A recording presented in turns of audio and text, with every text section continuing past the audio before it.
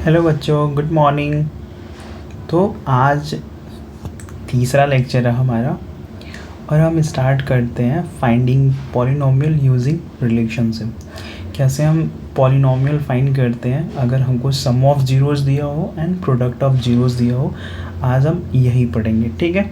तो कैसे हम फाइंड करते हैं, चलिए हम देखते हैं, ठीक है। ये क्वेश्चन लिखा हुआ, find a quadratic polynomial the sum and product of whose zeros are -3 and 2 respectively, ठीक। तो सबसे पहले मैंने आपको बताया था कि स्टैंडर्ड इक्वेशन लिखते हैं और स्टैंडर्ड इक्वेशन क्या होता है, let the polynomial B.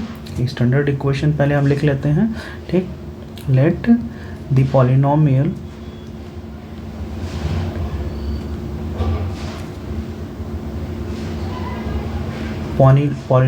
B p of x is equal to a x square plus b x plus c. हाँ, ऐसा दिखना चाहिए, ये स्टैंडर्ड पॉलिनोमियल होता है, ठीक है। तो सबसे पहले यहाँ पे हमको मेरे को सबसे पहले क्या दिया हुआ है हमको यहाँ पे, तो दिया हुआ है सम ऑफ जीरोस। क्या दिया हुआ है? Sum of zeros. Sum of zeros दे रखा है इज इक्वल टू -3। तो सम ऑफ जीरोस क्या होता है, यानी कि alpha plus beta, alpha plus beta क्या दे रखा है, अल्फ़ा प्लस बीटा क्या दे रखा है, तो अल्फ़ा प्लस बीटा यहाँ पे दे रखा है -b/a इज इक्वल टू 3 दे रखा है, ठीक है। हम यहाँ पे a की वैल्यू एज्यूम कर लेते हैं, एज्यूम करते हैं हम a की वैल्यू हम यहाँ पे एज्यूम करते हैं, assuming a is equal to 1, ठीक। अगर हम a की वैल्यू 1 एज्यूम कर लेते हैं तो जो हमारा बनेगा, क्या बनेगा, a की वैल्यू एज्यूम कर लिया तो b/1, a की जगह पे हम 1 रख देंगे, इज इक्वल टू क्या दे रखा है इसका वैल्यू, तो 3 दे रखा है, ठीक। यहाँ पे हम क्या करेंगे, अब यहाँ पे हम क्रॉस मल्टीप्लाई करते हैं तो ये -b इज इक्वल टू बनेगा -3। इसको यहाँ पे मल्टीप्लाई कर दिया, ठीक, -3। तो ये माइनस से माइनस कैंसिल हो जाएगा तो क्या हो जाएगा, b इज इक्वल टू 3। तो हमको b की वैल्यू मिल गई यहाँ पे 3, ठीक है। बिल्कुल सेम इसी तरीके से हम निकाल लेंगे यहाँ पे अल्फ़ा इंटू बीटा, यानी कि क्या निकालेंगे, प्रोडक्ट निकालेंगे, ठीक। तो निकालेंगे प्रोडक्ट, यहाँ पे हम इस साइड में हम प्रोडक्ट निकालेंगे, प्रोडक्ट ऑफ जीरोस निकालेंगे, ठीक है। Product of zeros is equal to 2 दे रखा है यहाँ पे, यानी कि अल्फ़ा इंटू बीटा की वैल्यू हमको 2 दे रखी है, ठीक। एज्यूम कर लेते हैं यहाँ पे, तो यहाँ पे हम एज्यूम करेंगे a इज इक्वल टू, यानी हमने पहले भी एज्यूम कर रखा है, assuming a is equal to 1, ठीक। अब यहाँ पे a इज इक्वल टू 1 हमने एज्यूम कर लिया तो क्या बनेगा यहाँ पे, ये बनेगा alpha plus alpha into beta क्या होता है, c/a होता है, ठीक है। c/a होता है, जिसकी वैल्यू कितनी होती है, 2 दे रखी है, होती नहीं मतलब दे रखी है, ठीक, दे रखी है। अब यहाँ पे a की वैल्यू हमने क्या एज्यूम कर रखा है, 1 एज्यूम कर रखा है, तो is equal to 2। Cross multiply जब इधर हम करेंगे तो c इज इक्वल टू कितना आएगा, 2।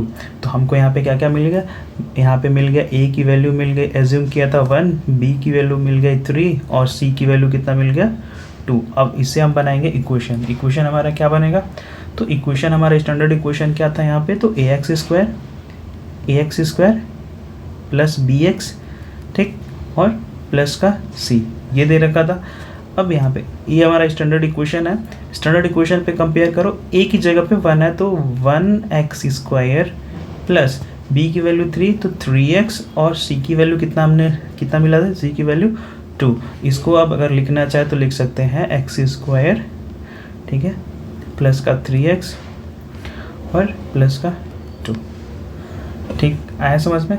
तो हमारा ये इक्वेशन बनेगा, ये हमने ये पॉलिनोमियल बना दिया अगर हमको sum of zero and product of zeros दे रखा है तब, ठीक है। तो और आगे एक और एग्जांपल करते हैं हम यहाँ पे, ये क्वेश्चन दे रखा है, अब इसका भी हमें क्वाड्रेटिक पॉलिनोमियल बनाना है। तो सबसे पहले क्या मैंने बताया, सबसे पहले आपको स्टैंडर्ड इक्वेशन लिखना है, स्टैंडर्ड इक्वेशन लिखना है। तो चलो स्टैंडर्ड इक्वेशन लिखते हैं, late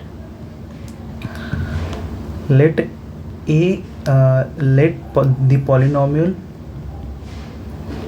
polynomial be p of x is equal to a x square plus b x plus c. ठीक, सबसे पहले हमें क्या निकालना है, सम ऑफ रूट निकालना है हमको, सम ऑफ जीरोस निकालना है, सॉरी रूट, अच्छा ये जीरो, ये रूट और जीरोस क्या है, तो रूट, ये रूट भी कहते हैं इसको।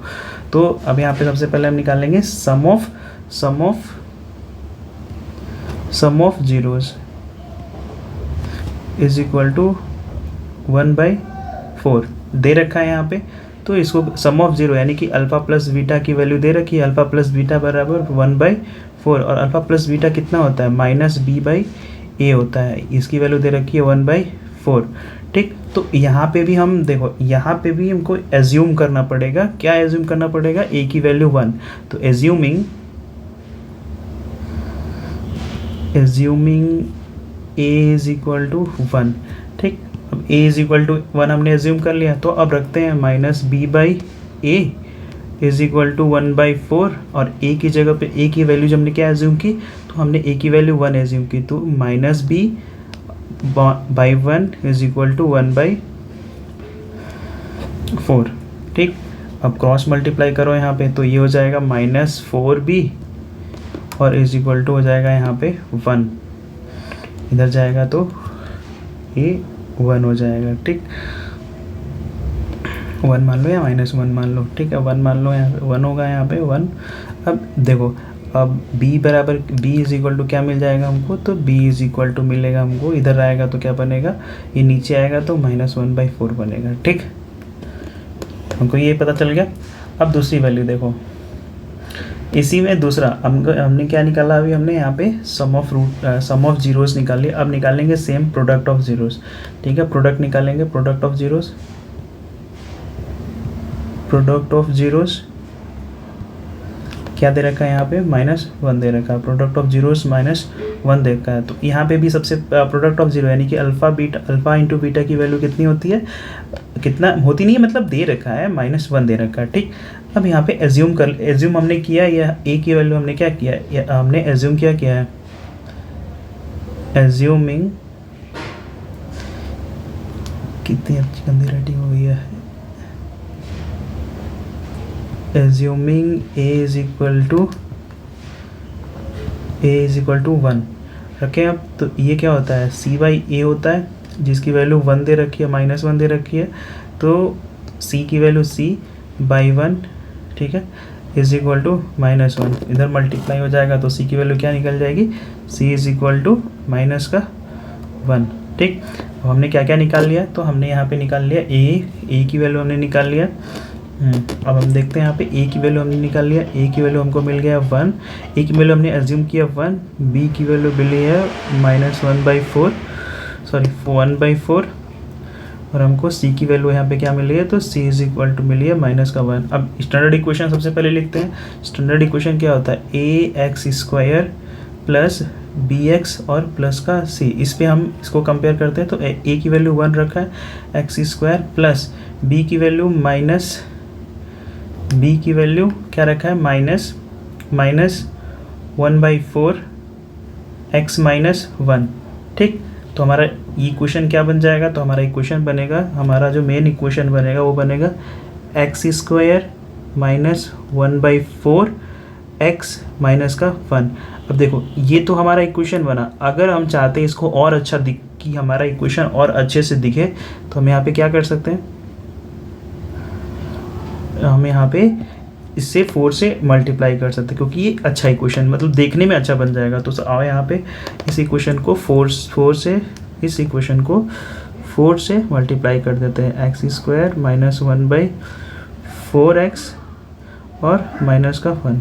ठीक, अगर मल्टीप्लाई करेंगे तो इधर 4x² बनेगा। देखो, इसको इसमें मल्टीप्लाई किया तो 4x, इसको करेंगे तो 4 से 4 कैंसिल हो जाएगा, तो यहाँ पे क्या बनेगा, यहाँ पे सिंपल माइनस एक्स बनेगा, और यहाँ पे अगर मल्टीप्लाई करेंगे 1 में तो माइनस का 4 बनेगा। ठीक, तो ये भी एक तरह से एक अच्छा इक्वेशन हो गया, वो भी सही है और ये भी सही है। ठीक, तो आपको 2 इक्वेशन मैंने कराया कि कैसे हम, अगर हमें अल्फा और सम ऑफ रूट और sum of root and product of roots दे रखे हैं, सम ऑफ जीरोस और प्रोडक्ट ऑफ जीरोस दे रखे हैं, तो हमें एक इक्वेशन कैसे फाइंड करेंगे। ठीक है, अब ये यहाँ तक तो हमारी थियरी क्लास थी। थियरी बिल्कुल मैंने कंप्लीट करा दिया, एक एक चीज़ आपको सिखा दिया है। अब एक करेंगे इस पूरे चैप्टर की एक एक एक्सरसाइज करेंगे और एक्स्ट्रा क्वेश्चन भी करेंगे। ठीक है, अगर आपको ये वीडियो हमारी थोड़ी सी भी अच्छी लगती है तो लाइक करें, शेयर करें और हमारे चैनल को सब्सक्राइब करें। Thank you.